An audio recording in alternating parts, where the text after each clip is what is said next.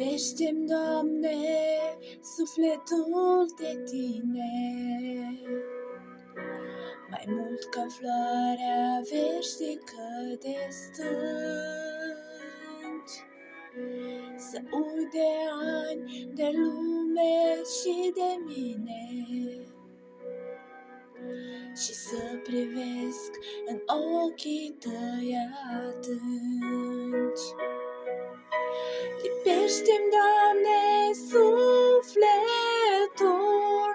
de Tine, de visul meu să nu mă mai deștept, să simt și slava zărilor senine și inima de om ce-ți bate-n piept.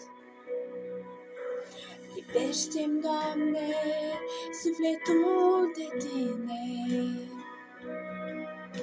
ca pe un levit de altarul Său divin. Să n-am nici plug în văi, nici hol de pline, ci Tu să-mi fii și pâine-n vecii vin.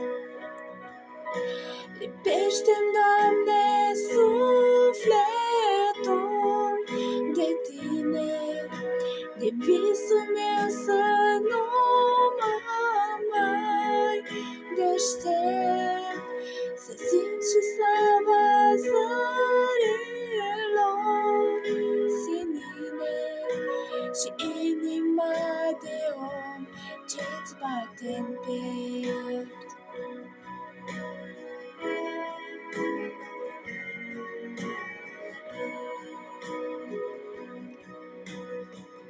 Știm, Doamne, sufletul de Tine, ca pe o ființă smusă de la greu. Ridică-mă din valea de suspine și ascunde-mă cu Tine, Dumnezeu. Lipește-mi, Doamne, sufletul de Tine, de visul meu să nu mă mai deștept, să simt și slava zărilor senine și inima de om ce-ți bate-n piept. Lipește-mi, Doamne, sufletul